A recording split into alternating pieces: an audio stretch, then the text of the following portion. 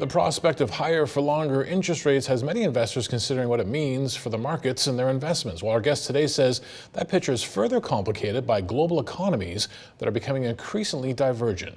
Joining us now to discuss, Brad Simpson, Chief Wealth Strategist with TD Wealth. Brad, great to have you back on the program. Thanks for having me. All right, so let's talk about you just published your portfolio strategy quarterly report. The title is We. What does that mean for investors?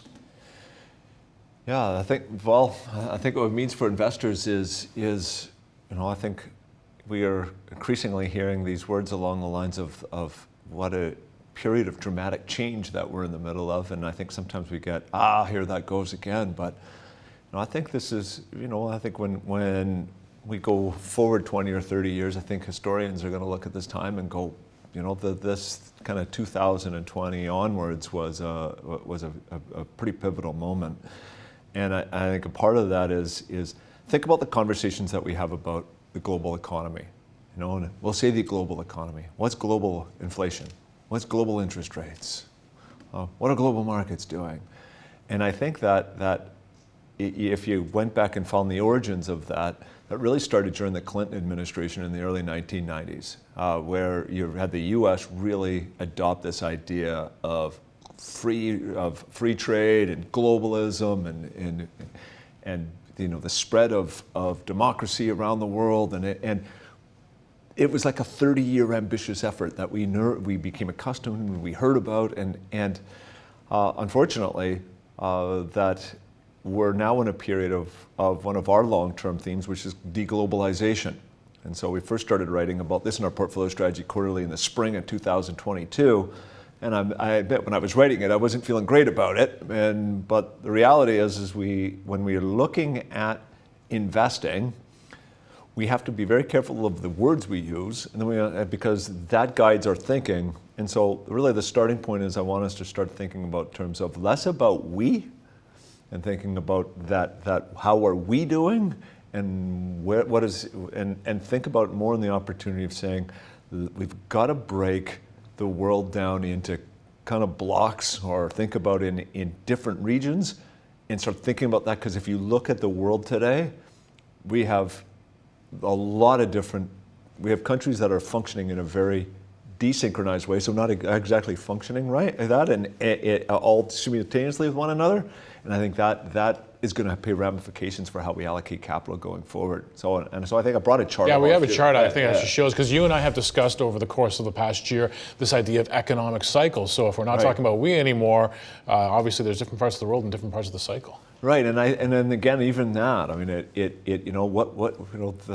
where are we in the cycle, and how do we allocate that? Well, I think the starting point of this is we're going to have to look at it and go, well, where are we in the cycle? Well, the answer is we're not necessarily anywhere in that cycle. What we are is in a place that says that we have to look at it in terms of where each of those nations. So let's start the first one. On the far left here, where's China? Well, China is early stage in the economy, right? So when you're in early stage, it impacts what investments are going to be moving there. Now, we also have to think about, when we look at China, where are they in the economic cycle? They are really into about month 9 of opening up after COVID. They were the last major nation to do so. And we got really used to kind of up until 2020 talking about this huge growth and 7 and 8% growth there. And the story was going to be when they open up again, it's going to be that way again. Well, it's not. They're growing at 4 to 5%, and they're really having a hard time getting things going there. So they're early stage, but it's not robust. Then you look over, and the next one over is Japan. Japan's kind of at the peak of their economic cycle. You and I could have probably talked for the last 5 years. Nobody even mentioned Japan, right? But during this last year and a half, 2 years of a changing interest rate cycle, and with inflation hitting in, all of a sudden, Japan's starting to kind of come to life again. And so when we're looking at them, we have to think about, when we're allocating, where are they in the economic cycle? And we'd say they're peak and kind of moving into the next stage. You look over the next one, and I'm going to leave the U.S. till last. You look at Canada. Canada is kind of going into that late stage, teetering, unfortunately, kind of on a recession. Some people would say we're pretty close to a technical recession right now, but let's just say we're slow. And then when we look over that, at the furthest way down is the Eurozone. And the Eurozone, if you look at both their services and their manufacturing, both of those are in contraction. they're in a world of hurt there. And so if you look at, like, say, an investor, for example, I'm going to invest in the Eurozone because it's really inexpensive. I mean, it's dirt cheap if you wanted to buy an index there. But they don't have a whole lot of growth that you can see the companies moving towards over the next coming quarters. So you have to think about how I'm going to allocate there. And I think, if you start looking at the world like that, it's going to change your perspective. And I think it's also going to have a great deal of change in how you should be allocating capital and not thinking that the whole world is just moving like one big economy, because, it just isn't. And if anything, this trend we think is going to continue. And I think one of the things I showed in the article I wrote is I took what world trade looks like over the last 18 months. Now, this is cyclical, right? But what it showed is world trade is just like did a nosedive. And what I was trying to show there was saying, while this is a cyclical reality of what we're in the middle of, it does have me quite worried that this is going to be more secular than it is cyclical, and that we have to think about it in those terms too. If we take a look at that chart again, because obviously we walked through what we have on the screen, but the last part is intriguing in terms of the landing. I mean, we got soft landing, we got a middle ground, Sure. and we have a hard land. I mean, this is the unknown that a lot of investors are wondering about. Right. Where do we resolve ourselves? Right. So, and that's and one we just didn't touch on is, so first of all, no one knows, right?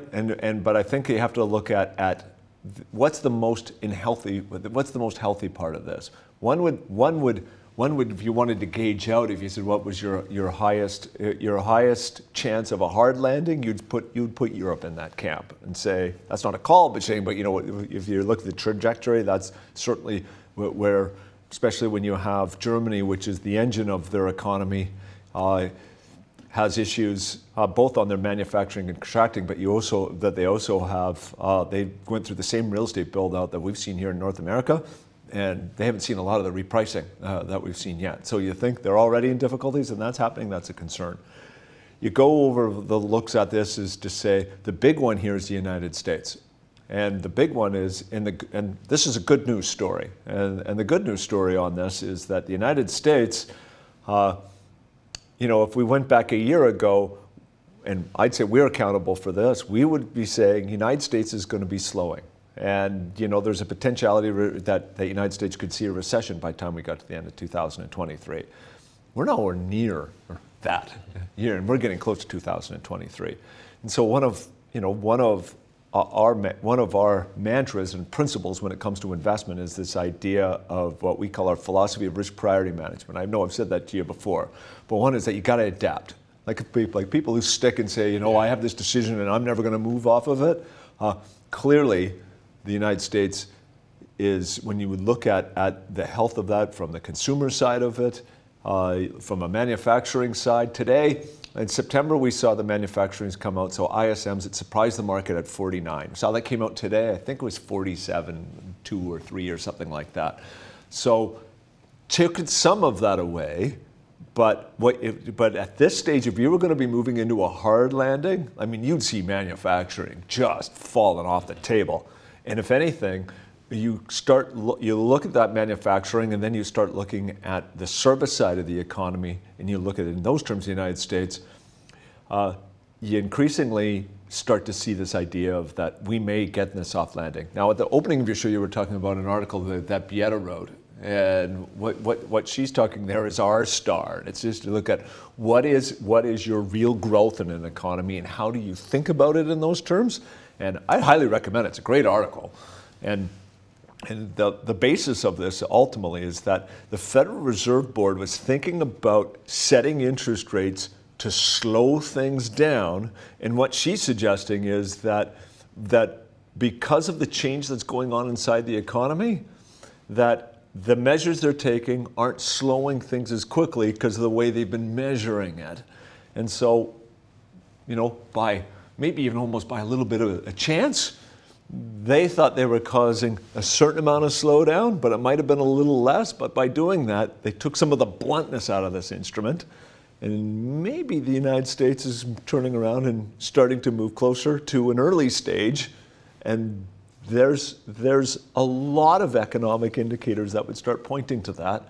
And so that's super interesting. But more than super interesting, it then mandates my team and from as an organization, our asset allocation committee and our policy committee to go, well, we have to start thinking about how are we going to allocate in a world that's starting to look more like that. So it's a pretty significant change for us right now.